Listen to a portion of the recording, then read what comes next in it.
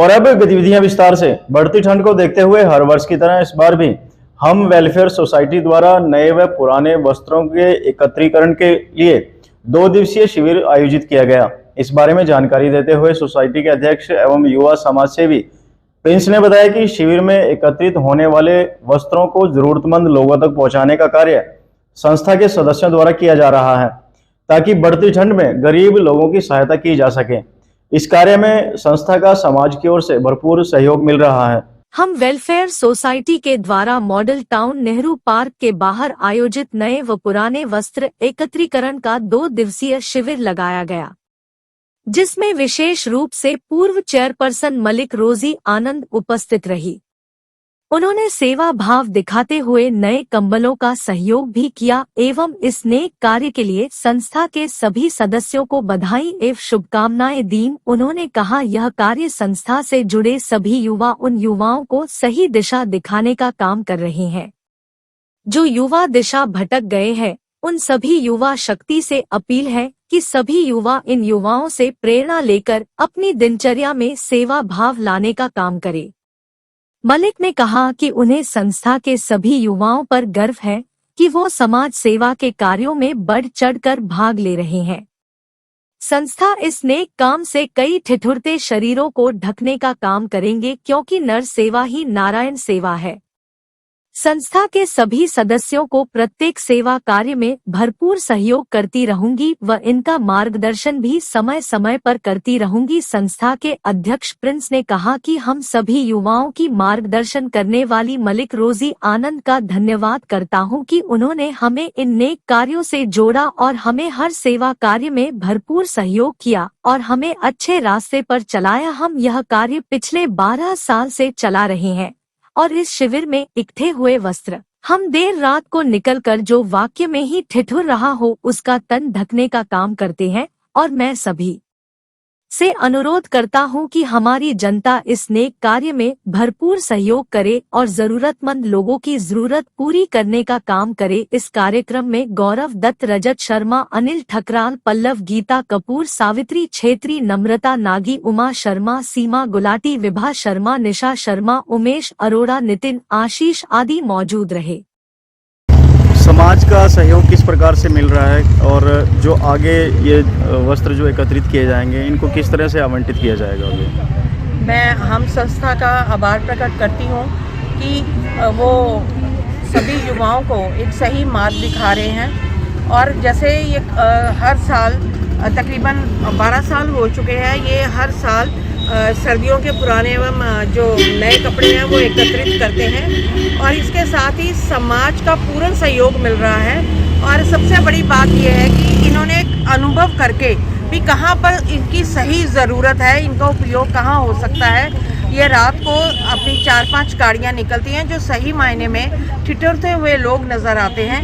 ये उनको कपड़ा उड़ाकर एक पुण्य का कार्य करते हैं। मैं हम संस्था को साधुवाद देती हूँ और इनके जो अध्यक्ष हैं, जिला के अध्यक्ष जो हैं मितेश जी हैं, उनको भी मैं साधुवाद देती हूँ। इनके साथ भारी संख्या में युवा भी जुड़े हुए हैं, महिलाएं हैं, बुजुर्गों का भी आशीर्वाद मिल रहा है। यानी कि जनता का और समाज का समर्थन इनको पूरा हम संस्था को मिलता है। ये समय समय पर जो है कई बार ब्लड डोनेशन कैंप भी लगाते हैं और अपने जो पूर्वज हैं उनको भी याद करके छोटी दीपावली पर दीपदान का कार्य करते हैं। यानी कि युवाओं को अपना कल्चर, अपनी संस्कृति को याद कराना और ये नेक कामों में उनको लगा कर रखना, निश्चित रूप से नशे से उनको हटाकर एक पुण्य कार्य की ओर लगाना और सही दिशा देने के लिए हम संस्था जो काम करती है, मैं इनको साधुवाद देती हूँ। समाज के जो अन्य लोग हैं जो इस प्रकार के कार्यों में आगे आना चाहते हैं लेकिन उन्हें किसी तरह का मंच नहीं मिल पाता या उनको दिशा नहीं मिल पाती, तो उनको क्या मैसेज देना चाहते हैं आप? मैं सभी समाज के सभी वर्गों को ये संदेश देना चाहती हूँ कि हम संस्था जो है ये 12 वर्षों से चल रही है और नेक कार्य कर रही है। आइए हम संस्था से जुड़े और नेक कार्य के जो हैं हम पुण्य के बागी बने। इसके साथ ही जो एक सही मायने में युवाओं को जागृत करना, उनको नेक राह पर चलाने का जो काम ये हम संस्था ने बीड़ा उठाया है, हम सभी का फर्ज बन जाता है समाज के लोगों का कि वो इस संस्था का सहयोग करें।